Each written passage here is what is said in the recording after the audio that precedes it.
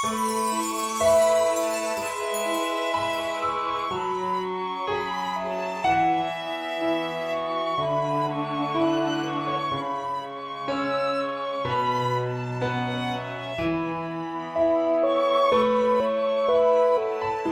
ពីដំបូងឡើយពួកខ្ញុំបានស្គាល់គ្នានៅផ្ទះមីងខ្ញុំនៅពេលនោះខ្ញុំមានអារម្មណ៍ថាធម្មតាដូចជាមិនសូវជួយចិត្តគាត់មិនមែនថាមិនជួយចិត្តគាត់អីប៉ុន្តែខ្ញុំអត់សូវស្គាល់គាត់អញ្ចឹងខ្ញុំគ្រាន់តែដឹងថាគាត់នឹងត្រូវជាបងប្អូនថ្លៃបងខៃតែជាបងប្អូនជ្រុលមួយខ្ញុំហ្នឹងហើយនៅពេលហ្នឹងគាត់ចេះតែចង់មកនិយាយជាមួយខ្ញុំលេងសើចមួយខ្ញុំតែខ្ញុំអត់ដឹងថានិយាយអីមួយគាត់ទេព្រោះថាខ្ញុំអត់សូវស្គាល់គាត់អញ្ចឹងជាតែខ្ញុំស្រឡាញ់គាត់ព្រោះគាត់ជាមនុស្សល្អ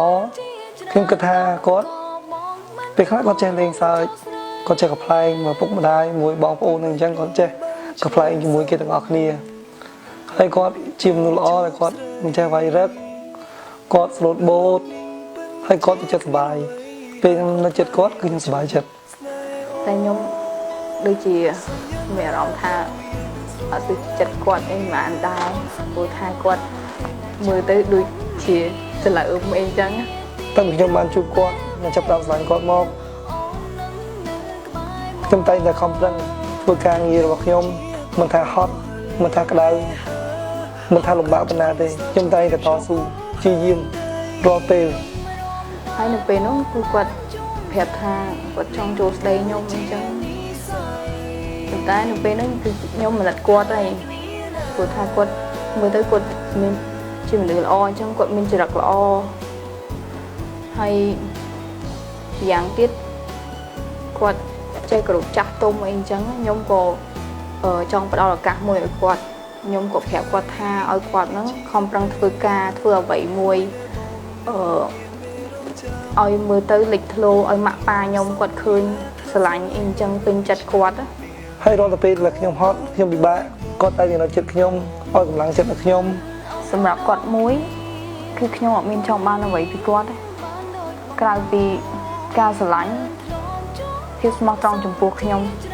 ក៏សូមអរគុណដល់មនុស្សខ្ញុំស្រឡាញ់ម្នាក់គឺជាតាតែគាត់តែងតែផ្ដល់កម្លាំងចិត្តដល់ខ្ញុំតែងតែនៅចិត្តខ្ញុំតែងតែធ្វើល្អដល់ខ្ញុំសូមអរគុណចំពោះការស្រឡាញ់របស់គាត់ទឹកចិត្តរបស់គាត់តែគាត់តែងតែល្អចំពោះខ្ញុំទោះបីជាគាត់ហត់នឿយយ៉ាងណាកាងជាមួយការងារក្តីក៏គាត់តែងតែ take care ខ្ញុំរហូតទោះបីជាគាត់មួម៉ៅអីយ៉ាងណាក៏គាត់មិនដែរធ្វើឲ្យខ្ញុំពិបាកចិត្តកន្លែងនេះហើយគឺជាអារម្មណ៍នៃការស្រឡាញ់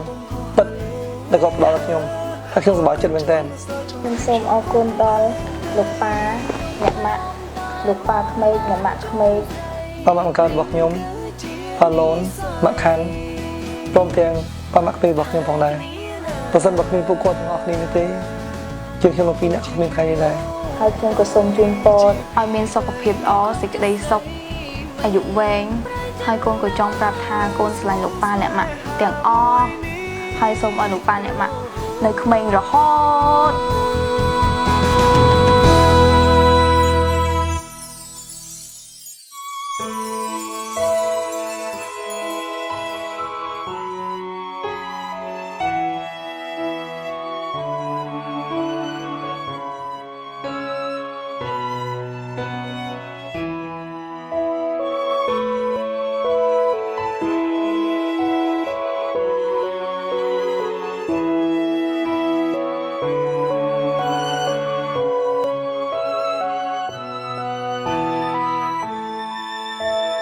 ថ្ងៃ